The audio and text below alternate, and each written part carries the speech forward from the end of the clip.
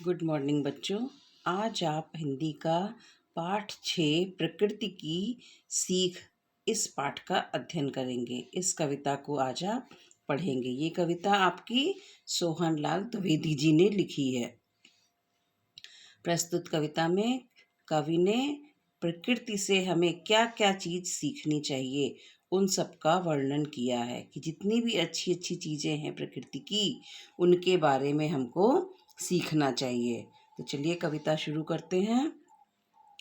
पर्वत कहता शीश उठाकर तुम भी ऊंचे बन जाओ, सागर कहता है लहराकर मन में गहराई लाओ।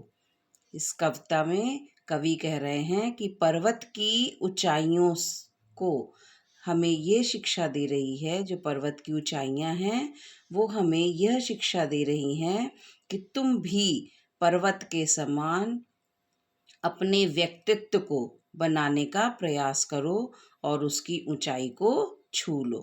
पर्वत कहता शीश उठाकर तुम भी ऊंचे बन जाओ।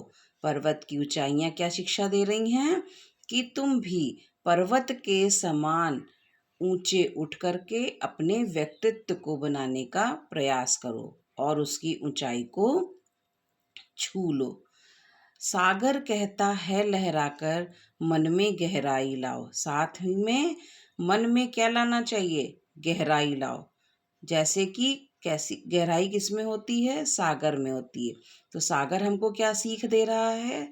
सागर हमको ये सीख दे रहा है कि अपने मन में गहराई लाओ। जिस प्रकार से सागर में गहराई होती है। समझ रहे हो क्या कहती है उठ उठ गिर गिर तरल तरंग। इस वाले पंक्ति में क्या कह रहे हैं कवि? कवि कहते हैं कि यह जो पानी की लहरें उठती हैं और गिरती हैं, ठीक उसी तरीके से पानी की जो तरंगें होती हैं वो क्या होती हैं कि उठती हैं और गिरती हैं। तो ठीक उसी तरीके से हमें भी अपने मन में क्या रखनी चाहिए? मीठी मीठी मधुर मधुर उमंग रखनी चाहिए। अपने मन को भी हमें हमेशा प्रफुल्लित रखना चाहिए, उसमें निराशा नहीं होनी चाहिए। समझ रहे हो क्या कहती है उठ उठ गिर गिर तरल तरंग। कवि कहते हैं कि ये जो पानी की लहरें उठती हैं और गिरती हैं, ठीक उसी तरीके से हमें भी अपने मन में उमंग रखनी चाहिए।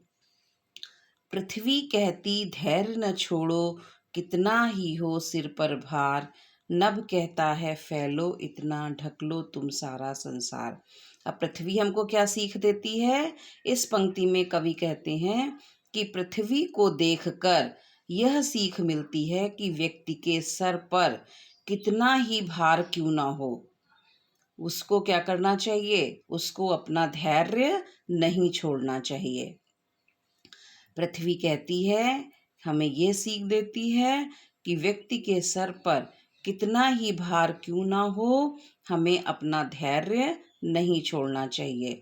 अर्थात कवि क्या कहते हैं कि नभ कहता है फैलो इतना। इस पंक्ति में कवि कहते हैं कि अब आकाश क्या हमको सीख दे रहा है?